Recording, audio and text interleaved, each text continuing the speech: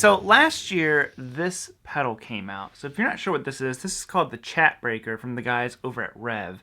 And this is the first AI designed pedal. Now, AI, of course, has been going crazy in the world. And it stirred up the guitar community a little bit because the question was, are we getting ready to replace pedal builders pretty much? Are we just going to be able to make whatever pedal we want? Now, what we learned from the guys over at Rev was that while they used AI to design this, it gave them a non-functional blues breaker style circuit. And it took Dan, the designer over there, to actually go through and turn it into a pedal that would sound good and actually work, because the original one wouldn't work. So I think AI is a long ways off. And I think that this is kind of telling about AI is that AI right now, with stuff like this, is going to be able to copy-ish. Not even like totally copy, because like I said, it wouldn't have worked on its own. So it can copy a circuit, and maybe it can help in the design process of it, but I don't think we're replacing any builders. And it got me thinking, I was like, well, there are some like really unique pedals out there, like the Freeze pedal, the Freak Out. I mean, that's like one of my favorite pedals ever. And the Ethereal, the new Halo from Keeley. While all the AI stuff is awesome, you can't put in a code for creativity, and that's what these pedal builders are doing. So I'm going to show you some pedals that I think are very creative. The Ethereal, the Plasma Coil, the Halo, the Freeze, the Chat Breaker. I think this one's, very unique in the collaborative design process. So before we get too far into this video is sponsored by the awesome people at Sweetwater. I'm going to link all the gear that I'm using today, all these pedals, because I want to show you some pedals that I think are very unique. AI is not going to be able to just copy this stuff and let someone else take it. This is a lot of human creativity, and while the AI stuff is awesome, I think that's its biggest weakness. These pedal builders are just creative. There's no code for creativity. So we're going to get into all that stuff. Check those links if you would down below. And then we're going to talk to my buddy Zach, who is an actual pedal designer and builder for Mythos, and see what he thinks about it. So, get someone who's in the field. All right, so what do you say we start off with the Chat Breaker here? Now, this is their take on a blues breaker pedal, and I think it sounds great. I'm going to run through the actual Rev D40 into the aux, which is a little bit redundant because it has the built-in two-note stuff in it, but that's just how I have the studio set up right now. And, yeah, this is just dry. This is what the Rev amp is doing.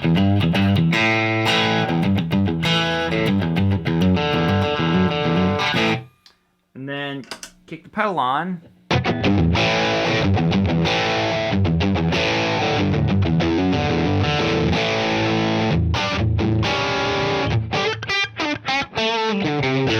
Which I like, but I'm going to turn some reverb on. There we go. So that reverb is actually just built inside the aux. But overall, great sounding pedal.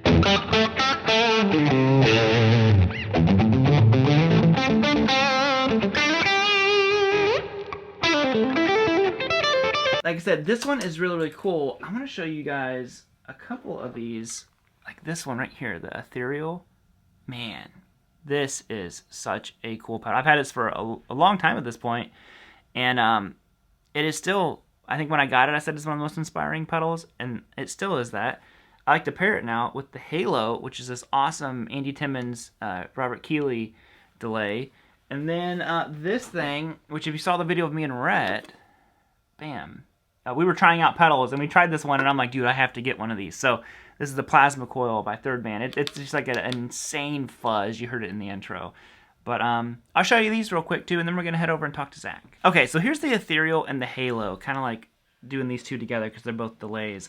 This is my unaffected guitar tone. I mean, it has the reverb that's happening in the aux. But listen to it as soon as I turn the Halo on. It is...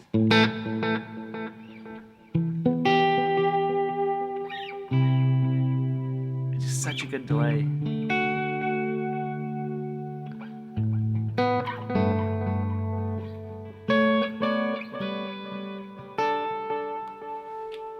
And then so that's the Halo, okay? With nothing, except the aux reverb. I want to keep saying that. Now the Ethereal takes it to a whole nother level. It is just this ambient, lush. I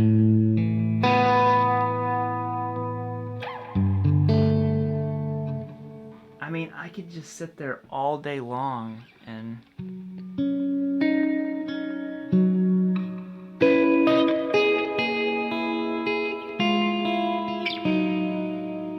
click on the halo with it.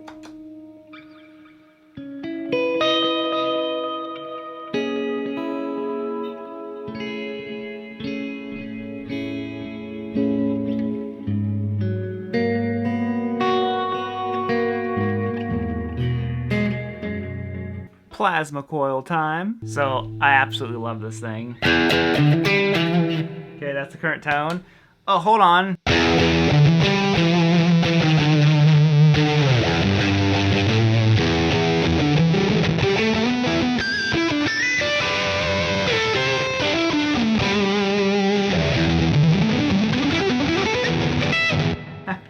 But what makes it even crazier is that little second button. You can hit on it. Listen, I can really play the guitar without my hand on it, without picking anything. Just hold this one down. So you have this sound. Push this button down.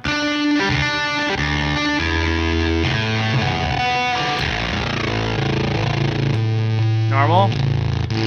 Crazy. Normal. Crazy. I think stuff like that is so fun and creative because it's so out of control. You have to find a way to control it. And the final pedal I will show you is still, in my opinion, the coolest pedal that anyone has ever made. The Digitech Freakout. I don't even know if they still make these pedals. If they don't, you've got to get one of these. Everything I showed you is cool.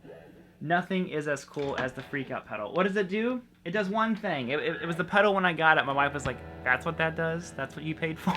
I'm like, yes, absolutely. Let's play a little note here.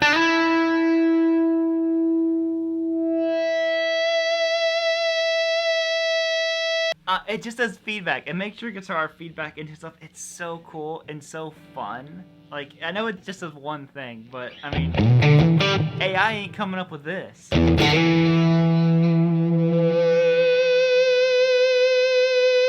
Alright, come on. Let's go see what Zach has to say about this. Oh, what is that? That's a TS5. Have you... back there? Oh my god. So what are we doing? Okay, anyways. So, the whole video is about... Anyways, this is Zach from Mythos. Pedal builder. Mm-hmm. Will know substantially more about this stuff than myself. Well... My question is, with the AI stuff that's happening now, do you think that there's a concern that... Is that gonna essentially, like, replace builders at some point? Like, or... Because to me, you can't replace the creativity of the builder. Well, so... When people first started talking about it, mm-hmm. and you started hearing about people using it to create circuits, right? Not just for pedals, but just for anything, then there was a lot of murmurs in the guitar world, and there have been a few people that have used it. Mm-hmm. Rev, they made like the Chat Breaker. Yeah, which I feature in earlier in the video. And then there's been a few other people that have used it to design algorithms, but all the things I've heard about it is that it still takes a human touch to finesse it to make it actually work. Because the thing that we had many discussions around the shop when that started to become something that people were aware of. Right. And my whole thought is that no matter how well you teach an AI how to interpret what a schematic is doing, you can't hear it. You can simulate it, but simulation in circuits have been something that people have done forever. Yeah. Because how do you simulate creativity? Like, right. Well, I mean, I think the whole idea is that if you teach it well enough to know that, hey, this has too much treble or this has too much bass, it can understand what components are doing that, but you still have to teach it that. Right. And so why go through the trouble? It's going to take such a level of understanding from the person who's inputting. Just do it yourself. Like, if you have to say this is what's controlling what, because I think the idea is that these things can read data sheets and begin to understand the complexities of what makes the circuits work, but that it doesn't have the ability to understand how it feels. Yeah. Do you think in, like, say 5 years, like, AI progresses, is it going to be this boom of these, like, clone, like, if it gets to where it can print out a schematic and be like, okay, I can make a Tube Screamer, is it going to be like this flood of all these companies being like, oh yeah? Well, I mean, that has not, the lack of that technology has not stopped anyone Stop that. from doing Doing that. that. Because the schematics that it's going to find and copy already exist. Now, I do think we're going to see something start to show up from a tool standpoint, where, because for ages in the software that we use to design circuit boards, it can auto route all the signal wires, Right. and so that is really cumbersome, and it's not very smart. So the idea that hopefully AI will be more of an assistant to where it can understand your design philosophy, or, hey, this is not going to sound right. This is not going to function the way it should. Hopefully AI will start to become more of a helper, like it is in now. Well, a lot of people have problems with what it can do for video or for photos. Right. But even for me, in Photoshop, using the generative tools that Adobe's added has been such a helper. And so I suspect that in a few years' time, we're going to start seeing that sort of technology integrate itself into the design software that guys like us use. And we are back in the studio. So thank you guys all so much for tuning in. Thanks to Zach for lending some of his time to help me out with the video, Sweetwater for sponsoring the video, and you guys for just being awesome. That's what you do. That's kind of like, it's kind of your thing. So anyways, we're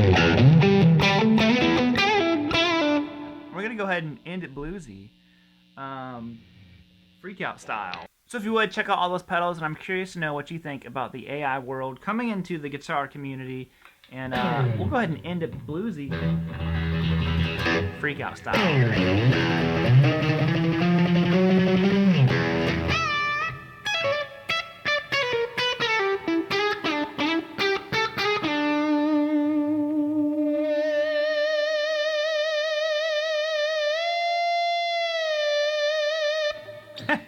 There we go.